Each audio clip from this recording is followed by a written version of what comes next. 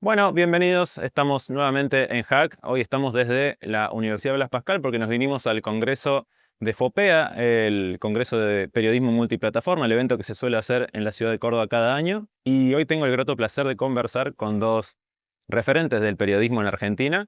Chani Buyot aquí a mi izquierda e Iván Shardrowski a mi derecha. Bueno, Chani, director de Econews en este momento y uno de los fundadores de la Red de Periodismo Humano. Iván, fundador de Cenital y director actualmente. En Digo bien, efecto, ¿no? Así correcto, es. así es. Bueno, voy a arrancar con una pregunta general para los dos. Me parece pertinente en este momento, año 2025. Sin irnos a cosas larguísimas, pero ¿por qué creen que la sociedad debería valorar el ejercicio periodístico y también la audiencia, porque hablo por ejemplo de tu caso, llegar incluso a pagar por ello, o al menos colaborar? No sé si querés arrancar vos que tenés un... Bueno, se pasaron mutuamente la pelota. A ver, yo creo que es una pregunta muy relevante, muy actual. Gracias, Alan, primero por la invitación. Y me parece que de todas maneras pensar en la audiencia es ya una complejidad, digamos, ¿no? Hoy hay un montón de audiencias atomizadas, fragmentadas, y por suerte, por supuesto, sí encontramos que hay una parte de la audiencia que está en ese lugar al que vos mencionás, ¿no? Confía en los medios y confía tanto que está dispuesto a pagar para que un medio se sostenga, por ejemplo, en el caso de Cenital, ¿no? De todas maneras, en esta fragmentación tenemos una gran parte de la audiencia que los medios de alguna manera hemos perdido. En la Argentina el cálculo que es más o menos el 40% de la gente. Y la hemos perdido o porque pasa de los medios, el fenómeno de los news avoiders, o porque nos mira y no nos cree absolutamente nada. Estamos más del lado del entretenimiento que del lado de la verdad y la confianza, que es el lado en el que deberíamos estar siempre, ¿no? Y eso tiene que ver con un montón de factores, eh, algunos que son exógenos al periodismo, que tienen que ver con el medio ambiente conversacional, la hiperpolarización, y otros yo creo que tienen que ver por mala praxis, digamos, ¿no? Por cómo el periodismo no ha estado a la altura para ganarse esa confianza y ser ese testigo de la verdad que la audiencia espera, ¿no? Es interesante y ahí conecto porque está buena la diferencia que haces entre quizás la gente que, la sociedad valorando el ejercicio periodístico y la gente que está dispuesta a pagar. Son como dos universos distintos y ahí ya conecto con lo de Iván, que ustedes se centran en la gente que, o intentan apuntar a esa gente que pueda apostar por decir voy a bancar este ejercicio periodístico, que es el que hace Cenital actualmente. ¿Cómo trabajan eso o cómo piensan que son esas personas que pueden llegar a valorar tanto como para pagar por algo que es gratis? Bueno, claro, y tiene una complejidad extra, que es que no sé cómo es, cómo son las particularidades en otros países, y lo miro a Chani, que él sí lo debe saber, pero por lo menos acá en Argentina, los medios sí, medios e incluso organizaciones que más éxito tienen a la hora de fomentar la membresía, son quienes tienen una idea de activismo o de identificación partidaria o algo parecido a eso. Eh, entonces, la complejidad que tenemos nosotros, que es una complejidad extra, es que tratar de ser, yo siempre digo lo mismo, dice, cuando me preguntan qué es lo que más te gusta de Cenital, si hay algo para hablar bien de un producto que uno conduce, es que no es predecible. Es decir, vos no sabes qué va a decir el medio sobre la mayoría de los temas de interés, excepto algunas cuestiones de orden cultural medio, bueno, ahora por ahí rediscutidas, pero medio resueltas en algún momento a nivel global.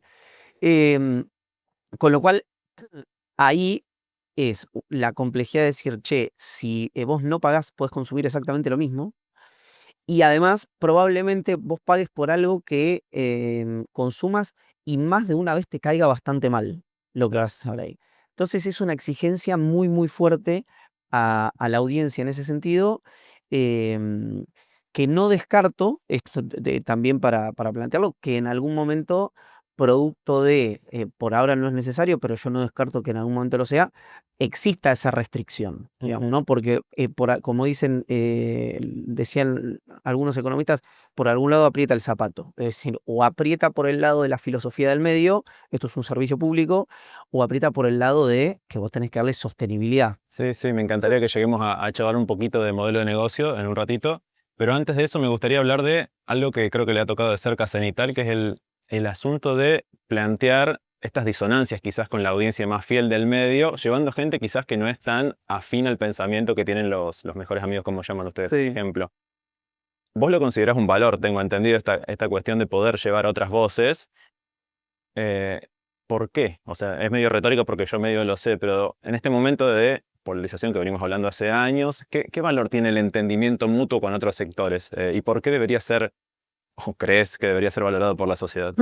Eh, a mí hay algo que me sorprende eso, que es que yo hacía un programa, ayer justo lo hablamos con Chani, un programa en 2012 en Radio Nacional, que era más bien monocromático la programación, y mi búsqueda era justamente que hubiera gente que tuviera una mirada crítica, no destructiva, pero crítica en ese momento sobre el gobierno. ¿Para qué? Bueno, justamente para no digamos, perecer en la endogamia. En ese marco, para mí, sinceramente lo digo, es muy natural esa búsqueda, porque es la que vengo haciendo hace casi 15 años. Lo que sí me parece una mala señal es que siga siendo novedoso, pero no una mala señal nuestra o una mala señal en relación a lo que es la conversación pública. Yo veía el impacto que generó que fuera, qué sé yo, María Eugenia Vidal o que fuera Eduardo Feynman al programa de Pepe. Y a mí creo que siento que perdimos 15 años, digo, en la misma discusión que yo tenía hace exactamente 15 años. ¿Cómo crees que se pueden acercar esas diferencias, A ver, Johnny? antes de tu pregunta, Sí. yo creo que hay dos tipos de medios en general. Los medios que van detrás de su audiencia, ofreciéndole una narrativa que justifica sus puntos de vista, que alimenta, si se quiere, ese espacio, y medios que van por delante, desafiando a veces, ¿no? A mí, por supuesto, me parecen mucho más interesantes los segundos. Creo que Cenital es un buen ejemplo de eso. Pero es cierto que el deterioro un poco de la conversación pública, ayer hablábamos con un periodista amigo, Claudio Jacqueline, me gustó su metáfora. Hoy, en una gran parte de la conversación tenemos políticos, medios, lo que quieras, hablándole a la barra brava de su equipo, digamos, ¿no? Y buscando esa conversación y ese diálogo, ¿no? Esa es como la audiencia target, ¿no? Y bueno, eso por supuesto tiene un montón de consecuencias, ¿no? En el tono, en la forma en lo que se piensa y cómo se piensa y cómo se dice, ¿no? Y me hiciste una pregunta. Sí, sí, ¿qué podemos hacer? Digamos, ese es el panorama, la foto. ¿Cómo podemos tender esos puentes para que la gente, la audiencia, también lo conecto con la siguiente pregunta que tenía, que era las plataformas muchas veces son las que, y los incentivos económicos y los incentivos del algoritmo, son muchas veces las que nos llevan a que las audiencias estén fanatizadas, entre comillas, y los medios terminen haciendo un poco lo mismo. ¿Cómo tratamos de corrernos de eso?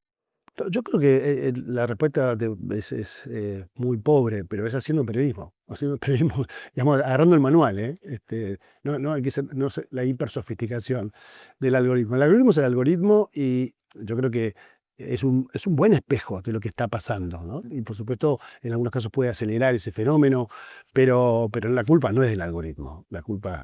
Está bueno lo que mencionás porque a veces me sale esa duda de si es huevo y la gallina, digamos, si es por culpa del algoritmo o ya el algoritmo amplifica otra cosa que ya existía. El consumo en redes sociales tiene unos incentivos distintos a los periodísticos, digamos, ¿no? Que es la búsqueda, digamos, de entender lo que pasa, explicarlo y sumar miradas para entenderlo mejor, si querés, ¿no? El algoritmo tiene otros incentivos y eso pasa en las redes sociales, pero de nuevo, para mí la conversación pública está por encima, por debajo y por el costado de las redes sociales, y los medios tenemos un montón de otras herramientas para intervenir y ser parte de esa conversación pública. Bien. Ahí, para hablar también, y bueno, de algoritmos y de plataformas y de formatos, ustedes, Iván, arrancaron al principio con newsletters. Correcto. Me gustaría indagar un poco ahí de por qué. Y Preguntale a Chani, pues la idea fue de Chani. la idea fue de Chani. Ah, bueno, Sí. espectacular que estén ambos. Así que pregúntale No, por qué se le ocurrió. Fue una recomendación. A ver, yo soy muy fanático del formato newsletter por un montón de motivos, y fue una recomendación que ellos, todo es ejecución, las ideas no valen nada, digamos, ¿no? En sí mismas.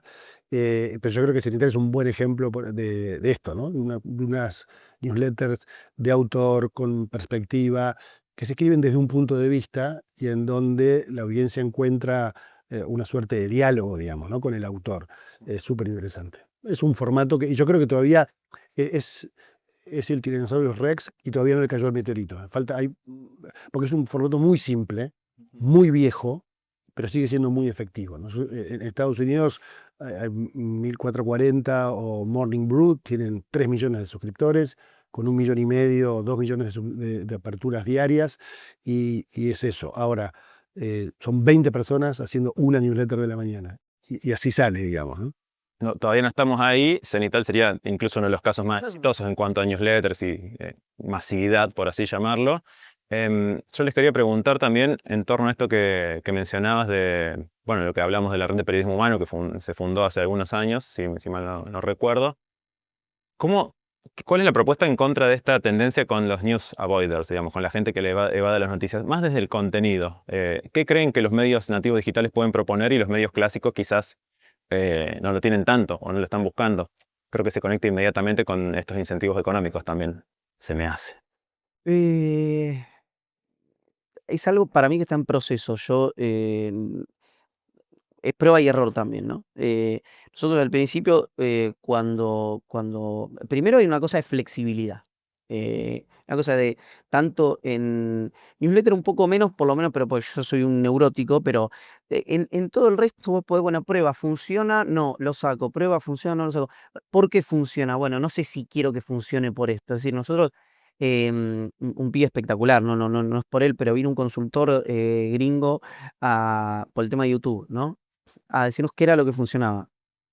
Y lo que funcionaba era lo que vos ya sabías que funcionaba, que era nuestra audiencia en general tiene una mirada, no sé si económica, pero culturalmente muy crítica del gobierno, y entonces si vos le dabas permanentemente una mirada crítica sobre el gobierno, te iba a ir mejor que si matizabas. Bueno, sí, sí, correcto, era verdad.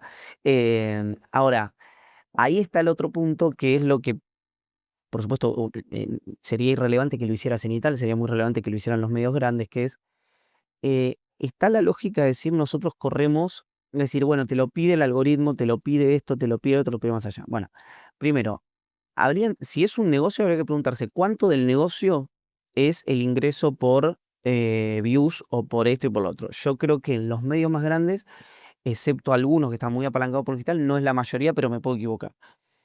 Luego, si nosotros vemos que los medios setean tanto, por lo menos el tono de la conversación, porque si yo te estoy diciendo que hace 20 años tenía la misma discusión o llamaba la atención lo mismo que sigue llamando la atención hoy, es que el problema no eran las redes sociales, porque en ese momento no había prácticamente uso de Twitter.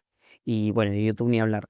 Entonces, yo creo que, no sé, parece una tontería, pero tal vez alguna vez probar con algo nuevo, ¿no? Y decir, che, ¿qué pasa si los 3 principales canales y los 3 principales medios digitales tienen un pacto de convivencias y buenas conductas que implican que haya, qué sé yo, que se prescindan de los adjetivos, ponele? Una cosa tan tonta, ¿no? Tan elemental, a lo mejor es un puntapié.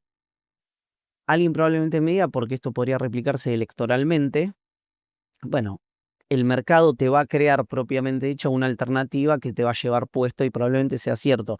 Lo que pasa que entonces es, o nos preocupamos por el negocio y entonces decimos, mira, lo tengo que hacer para sobrevivir, o nos preocupamos por la convivencia democrática, por el diálogo público y por la conversación, eh, o la abandonamos. Pero quiero decir, las dos cosas me resulta difícil que convivan. Estás planteando una disyuntiva muy madura. ¿Crees que la industria está a la altura en Argentina para algo así? Es medio odiosa la pregunta, pero Es gente mucho más capaz y con más experiencia que yo, así que si no lo hacen, supongo que es porque creen que no daría resultado. claro, a eso también iba a continuar, que me meto un ratito en modelo de negocio, que es algo que me apasiona mucho y que creo que nos cuesta mucho hablar dentro de la industria. ¿Cuánto del modelo de negocio determina lo que son los medios hoy? No, también sigue siendo retórica la pregunta, pero ¿cómo ven esas posibilidades distintas que hay hoy? Hoy creo que recién hablabas y decías, bueno, son pocos los medios que tienen muchos ingresos a partir del aporte de la audiencia. Hoy la publicidad sigue siendo muy relevante en la industria general. Los medios digitales, ¿cómo ven esas posibilidades que tienen? Hablando también no solo de aportes de la audiencia, de eventos, quizás incluso vender productos. ¿Qué A ver, ideas tienen en torno a eso? hace 15 años que se viene hablando de cómo el modelo de negocio de los medios se erosiona. Creo que falta todavía, va a seguir esa erosión, pero básicamente pasamos de hace 20 años a un modelo muy simple, dos billeteras, anunciantes con publicidad y suscripciones, por ejemplo en los medios gráficos, y hoy ahí está estudiado, un medio tiene que al menos considerar 15 fuentes de ingreso. Que no son exactamente modelo de negocio, ¿no? Pero hay 15. Un medio puede ingresar dinero por 15 ventanas distintas, ¿no? Y si antes esas dos fuentes eran 60-40% aproximadamente, dependiendo, hoy cualquier fuente de ingresos que pueda superar el 12% le tenés que prestar atención, ¿no? Lo que hace un negocio más complejo de operar, más expuesto a riesgos y con menos rentabilidad, que era que supo tener en los 80 o 90, ¿no? Que eran un gran negocio en los medios. Y para terminar, digamos, en la parte tal vez más compleja, ¿no?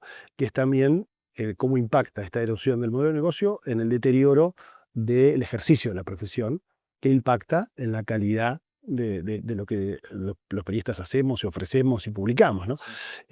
Con lo cual es un círculo bastante más complejo y no es solo un problema de los dueños de los medios, que tienen que, por supuesto, sostener sus medios, sino que es un problema para mí también de la sociedad, porque si se deteriora la calidad del periodismo, se deteriora la calidad de la conversación, ¿no? Ni hablar, lo que mencionás habla de una complejidad muchísimo más alta a años anteriores, y ahí me meto también con una consulta para Iván en torno a estructura de equipo y de empresa periodística. ¿Ustedes cómo pensaron eso? Si lo tuvieron en cuenta a la hora de nacer y después ir creciendo, de decir, che, necesitamos gente que maneje Excel, que vea gestión comercial, ese tipo de cosas. ¿Lo vieron? ¿Fue saliendo? No, te mentiría enormemente si te dijera que estaba planeado y tal. Se fue dando. eh, Cenital nace como un lugar como un cable a tierra en términos de, yo trabajaba en televisión y en radio y por la dinámica de esos formatos me costaba, a mi juicio, eh, desarrollar los temas como yo los quería desarrollar, por la velocidad que tiene la televisión y la radio. Para mí siempre escribir fue importante, hacía mucho tiempo que no lo hacía, entonces dije, bueno, armemos algo con 3 o 4 para escribir y decir, che, está acá. Bueno, y eso tomó una dimensión más importante y a partir de esa dimensión, que además a nosotros a los 6, 9 meses de nacer, estuvo la pandemia. Entonces eso también fue una explosión de miembros, de suscriptores, de visitas, etcétera, que bueno, hubo que administrarla. Después con cosas que por ahí se ve hoy y en ese momento yo estaba dirigiéndolo, haciéndome cargo de la parte financiera, esto, el otro, y en un mes antes de la cuarentena súper estricta fui padre.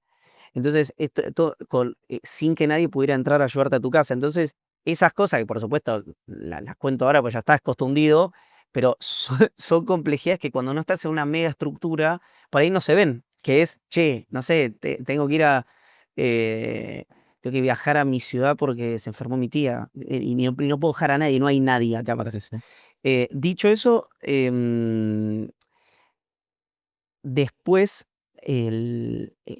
siempre hay un momento que es un salto en el cual vos invertís en la ingeniería y no en la arquitectura, para decirlo rápido. Entonces nosotros hubo un momento que desarrollamos, bueno, fuimos desarrollando la comunidad, fuimos mejorando la web, fuimos la usabilidad, lo estoy diciendo bien, Chan, y tal.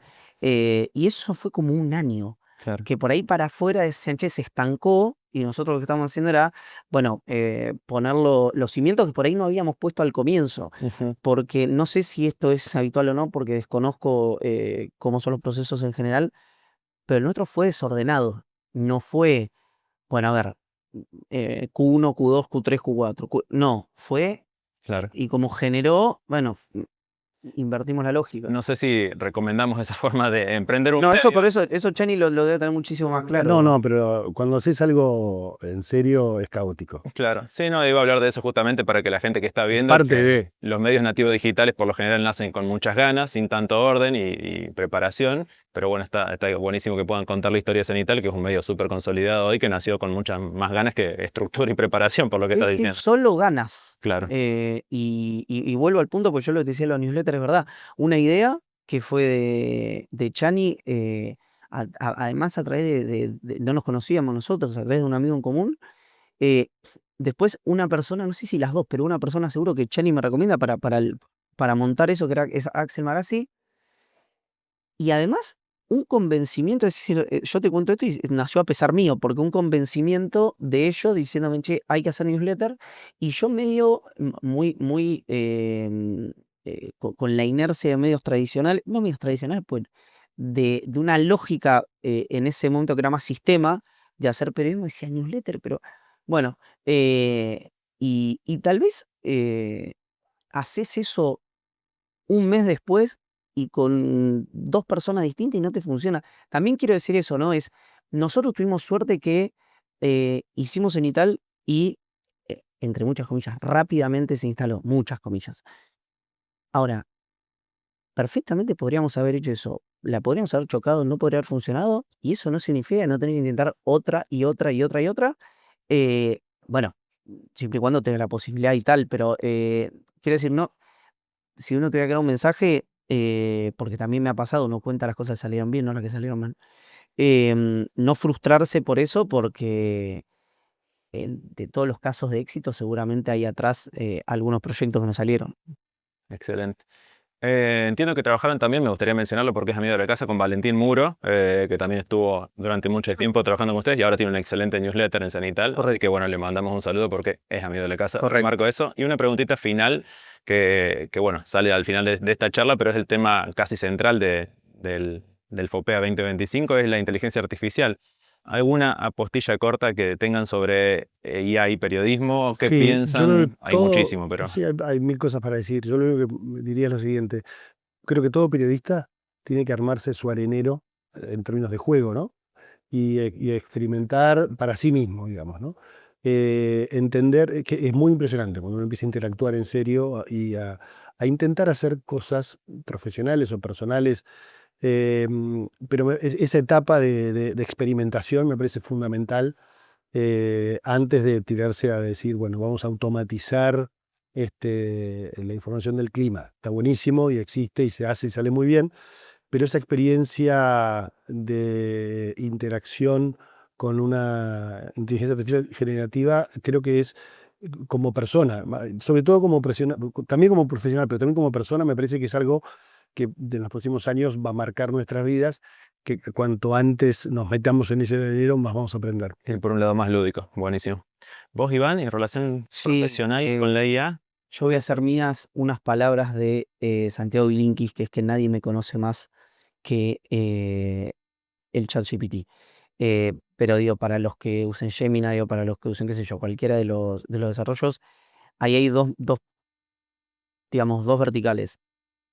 Te voy a hablar primero de mí, que es, yo lo veo como un aliado en muchas cuestiones. Un aliado no soy exégeta, es decir, che, es una herramienta. Como veo como una herramienta el aire acondicionado, por ahí con menos utilidad hoy, pero con la misma gratitud. Después sí hay una cuestión que para mí este es el gran desafío, que es los chicos que están empezando a trabajar ahora, naturalmente creo yo que se van a ir adaptando y encontrando la manera de que la inteligencia artificial, que veremos si pasa a ser un commodity, este tipo de desarrollos pase a ser un aliado. Ahora, hay un montón de gente que ya pasó, está pasando y se va, me parece que agudizar, que naturalmente por un tema de proceso, de costos y tal, va a perder su trabajo a manos de estos avances, como pasó, qué sé yo, con los peajes cuando se automatizaron y lo que sea. Eh, no me parece menor ese tema. Digo, parece una obviedad decir que no te parece menor, pero siento que cuando lo mencionamos tanto, solo lo mencionamos y no lo abordamos. Entonces, em, acá un abordaje desde el punto de vista del sistema público. Pero después también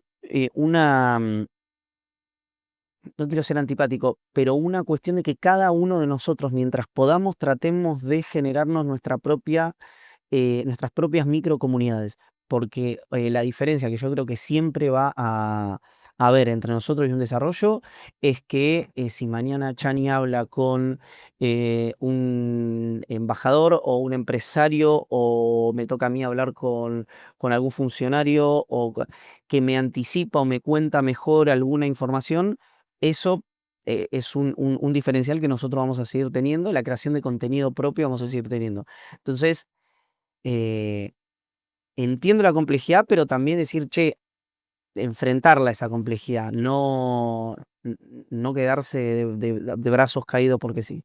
Buenísimo. Bueno, muchas gracias a ambos por la conversación. Los libero si pueden ir a dar su charla, que también seguramente vamos a disfrutar.